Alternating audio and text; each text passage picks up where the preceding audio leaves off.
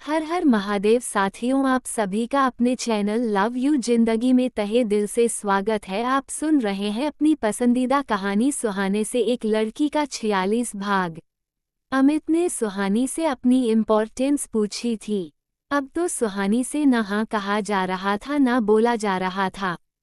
तभी अचानक उसके पीछे से किसी ने उसके कंधे पर हाथ रखा। सुहानी उछलते हुए खड़ी हो गई।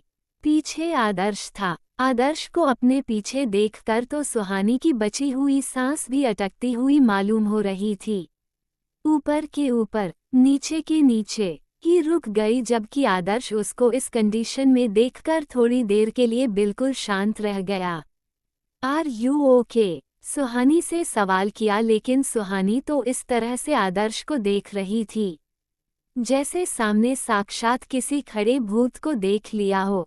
अभी अभी तो बिल्कुल ठीक कि भगवान जाने क्या हो गया इस लड़की को। रह रहे झटके तो नहीं आते। फिर उसने धीरे से सुहानी को हिलाया। क्या हुआ? आदर्श ने अपने भौहों को उस्कते हुए पूछा। आदर्श के छूने से सुहानी की रुकी हुई सांसें बहाल तो हो गई थी, लेकिन अभी हवाशों पर काबू आने में वक्त था।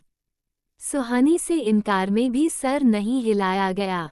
डर गई हो क्या? आदर्श ने पूछा। सुहानी ने पहले इनकार में सर हिलाया और फिर हाँ में किया। आदर्श को उसका इशारा समझ में नहीं आया।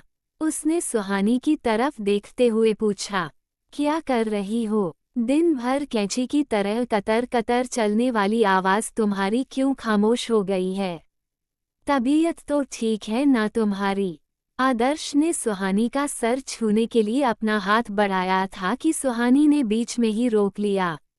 नहीं नहीं, मैं ठीक हूँ। लग तो नहीं रहा है कि तुम ठीक हो, लेकिन तुम कहती हो तो मान लेता हूँ कि तुम ठीक हो।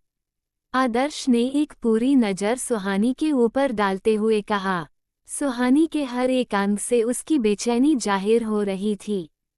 साफ पता चल रहा था कि कुछ छुपाने के चक्कर में वह सब कुछ बताती जा रही है।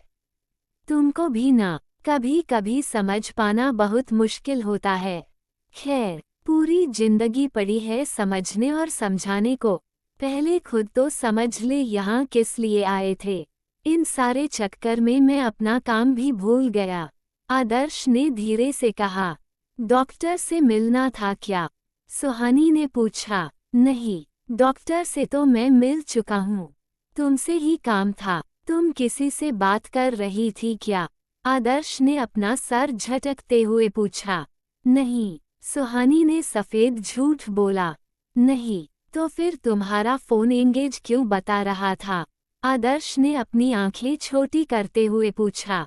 ये बात क्यों भूल जाती है सुहानी कि तेरे सामने तेरे बीएसटी के प्रोफेसर हैं जिन्हें बाल की खाल निकालना आता है। अब प्रोफेसर साहब के सवाल शुरू हो जाएंगे। इस वक्त सुहानी को आदर्श के रूप में अपना पति नहीं बल्कि बीएसटी का प्रोफेसर नजर आ रहा था, जो कि उसे हर एक छोटी छोटी बात के लिए 100 सवाल करता था। क्या हुआ? अब किस सोच में गुम हो गई? आदर्श ने सुहानी के मजे लेने के लिए पूछा, लेकिन सुहानी ने तुरंत उसके सारे मजे पर ठंडा पानी फेर दिया। आप भी ना पूरे के पूरे प्रोफेसर बन जाए। सुहानी रोने रोने को हो गई थी। सुहानी को इस तरह से रोते हुए देखकर आदर्श सच में डर गया था। उसने अपने आसपास देखा। खैर से यह हॉस्पिटल का रिजर्व्ड एरिया था, इस कारण इक्का दुक्का लोग ही कभी कभी आ रहे थे। ये लड़की भी ना अपने अमित का तो पता नहीं, पर अपने पति को जरूर शादी की अगली सुबह रुलाने के जुर्म में हवालात में भेज देगी। आदर्श ने आगे बढ़कर सुहानी के आंसू पूछते हुए अपने मन में सोचा। अरे तो इसमें रोने वाली कौन सी बात है? तुम्हारा प्रोफेसर रह चुका हूँ तो प्रोफेसर ही दिखाई पड़ूंगा ना। आदर्श ने सुहानी के कंधे पर हाथ रखते हुए कहा। खैर, मैं तुम्हें ये बताने आया था कि तुम्हारे पेरेंट्स आ गए हैं और साथ में समय भी है। इसके अलावा कोई गुड न्यूज़ नहीं लगी थी जिसको सुनकर सुहानी की खोई हुई मुस्कुराहट वापस आ सके, इसलिए उसने तुरंत सुहानी को बता दिया। क्या मम्मी डैडी आ गए हैं?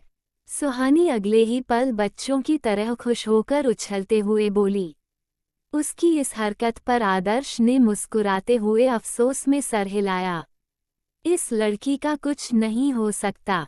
पल में तोला, पल में मासा, कब रोएगी, कब हंसेगी, कब रूठेगी, कब मानेगी, कोई पता नहीं बता सकता। हाँ, उसी के लिए तो मैं तुम्हें कब से फ़ोन लगा रहा था, लेकिन तुम्हारा फ़ोन बिजी बता रहा था। ठीक है, तो मम्मी जी जब डॉक्टर से मिलकर आएंगी तो आप उनसे बात कर लीजिएगा। मैं मेरे मम्मी डैडी से मिलने जा रही हूँ। सुहानी वहाँ से भागने को हुई। क्या हुआ, कोई प्रॉब्लम है क्या? आदर्श ने सुहानी का हाथ पकड़ते हुए पूछा। आदर्श की इस हरकत पर सुहानी एक पल के लिए रुक गई थी। अगर कोई प्रॉब्लम है तो तुम मुझसे बेझिझक होकर शेयर कर सकती हो। आदर्श ने जैसे अपने होने का भरोसा उसे दिलाया था। आपसे, सुहानी ने कुछ थम कर कहा, जैसे कि वह आदर्श पर भरोसा करने से पहले सोच रही थी। हाँ, मुझसे, तुम मुझ पर भरोसा कर सकती हो। अगर कोई प्रॉब्लम हो तो बेझिझक होकर मुझे बोल दिया करो। मैं तुम्हारी हेल्प कर सकता हूँ। पति पत्नी का रिश्ता भरोसे पर टिका होता है, विश्वास पर टिका होता है। आदर्श ने भी कुछ रुक कर कहा, तुझे हर पल मोहब्बत का एहसास दिलाए। मैं और मेरी वफाएं मोहब्बत पर टिका होता है, वफाओं पर टिका होता है। सुहानी के होठों से फिसल रहा था, लेकिन उसने तुरंत अपने शब्दों को अपने होठों में ही रोक लिया। क्या हुआ, कुछ बोलती क्यों नहीं? मुझ पर भरोसा नहीं है तो मेरी वफाओं पर तो भरोसा कर सकती हो। बिल्कुल एक अच्छा पति साबित होऊंगा। आदर्श में जानबूझकर कुछ ऐसे शब्दों का इस्तेमाल किया जिससे कि सुहानी की भावनाएं ट्रिगर हो। पर आप मुझे डांटेंगे नहीं ना? सुहानी ने जैसे कंडीशन रखते हुए पूछा। अरे यार, कोई मदद के लिए तुम्हारे पास आता है तो क्या तुम उसको डांटती हो? आदर्श ने उल्टा सवाल करते हुए पूछा। नहीं, पर फिर भी मुझे डर लगता है। सुहानी ने अपना दिल का डर जाहिर करते हुए कहा। किससे? आदर्श को जबरदस्त हैरानी थी। आपसे। दुनिया भर के पति अपनी पत्नियों से डरते हैं और मेरी पत्नी मुझसे डरती है। What's a joke? तुम्हें मुझसे डरने की कोई जरूरत नहीं है। मैं तुम्हें बिल्कुल ही डांटूंगा और अपनी तरफ से तुम्हारी मदद करने की पूरी कोशिश करूंगा। आदर्श ने कहा। पक्का वाला वादा ना? सुहानी ने अपना हाथ बढ़ाकर आदर्श से वादा लिया। सुहानी के इस बचपन पर आदर्श ने हंसते हुए अपना हाथ रख दिया। लेकिन तुम्हें भी मुझसे हर एक बात बतानी होगी, क्योंकि भरोसे और वफाओं की डोर अगर एक बार टूट जाए तो पूरी जिंदगी नहीं जुड़ती। आदर्श ने कुछ धीर गंभीर शब्दों में कहा। आदर्श की बात सुनकर सुहानी के दिमाग में फिर से अमित आ गया था। तेरी महफिल में किस्मत आजमा के हम भी देखेंगे। तेरी वफाओं पर भरोसा करके अब हम भी देखेंगे। यह एपिसोड आपको कैसा लगा कमेंट करके ज़रूर बताएं। मिलते हैं अगले भाग में, तब तक के लिए वीडियो को लाइक और चैनल को सब्सक्राइब करना मत भूलिएगा। खुश रहिए, स्वस्थ रहिए, मस्त रहिए और यही यूट्यूब पर मिलते रहिए। मिलते हैं अगले भाग के साथ। हर हर महादेव।